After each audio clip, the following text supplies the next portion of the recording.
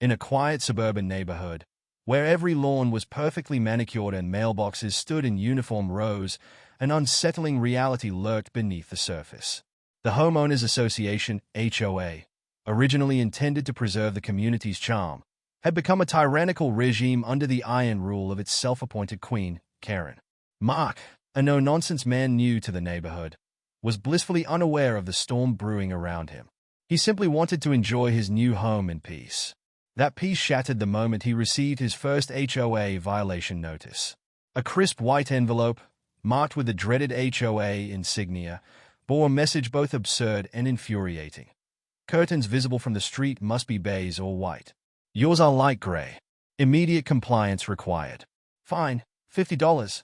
Mark chuckled, assuming it was a joke, until he spotted a woman with a tightly cropped bob and a clipboard peering through binoculars at his window. His neighbor, an older man named Tom, sighed knowingly. "Just move in?" That's Karen. She's been watching you since the moving truck pulled up."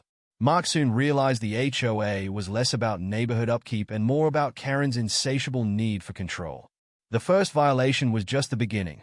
Within a week, 2 more notices arrived. Grass exceeds maximum height by 0.5 inches. Immediate trimming required. Fine, $75, and trash bins must be placed exactly 3 feet from the curb. Yours was measured at 3.2 feet. Fine, $25. Initially amused, Mark considered framing the notices as part of a bizarre HOA trophy collection. But as the fines piled up, the situation lost its humor. He noticed the fear among his neighbors.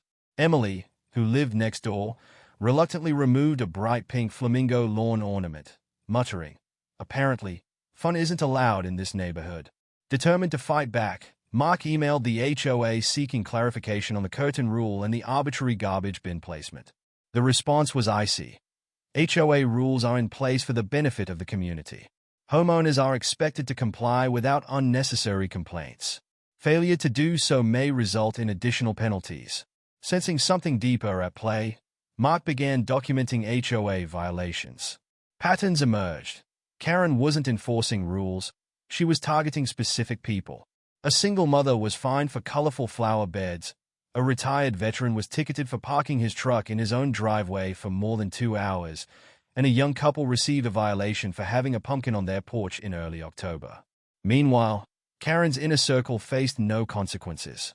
Then, one evening, Mark caught a woman crouched behind his bushes with a measuring tape. "Seriously?" he asked. Startled, she yelped and scurried off, muttering about verifying compliance. Karen's harassment escalated. A fine arrived for tire marks on driveway visible from the street. "Fine, $50. Tom chuckled. "You're on Karen's watch list now. She doesn't stop until you break or move out."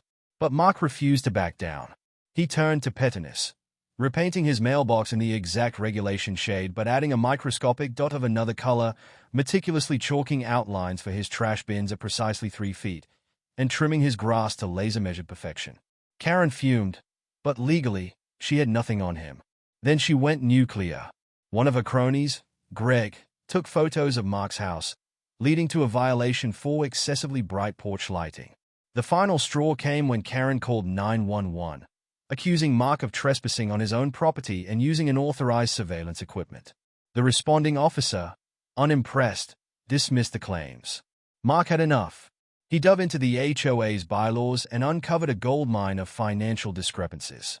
With the help of Susan, a sharp-witted resident with accounting experience, he discovered thousands of dollars in misallocated funds.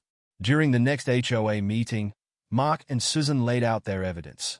The room erupted in outrage. Even Karen's loyal supporters turned on her when an elderly homeowner stood and declared, "We're done with you." Karen was removed from power, and state auditors launched an investigation. The results were damning. Thousands of dollars funneled into Karen's personal home improvement projects, fake maintenance fees, and HOA funds covering her personal legal expenses. Faced with disgrace and legal trouble, Karen was forced to sell her house and move. Under new leadership, the HOA reversed Karen's absurd policies, refunded unfair fines, and lowered fees. As Karen's moving truck rolled away for the last time, Mark placed a giant neon pink flamingo on his lawn, the very kind Karen had once banned. The neighborhood erupted in laughter, and peace was finally restored.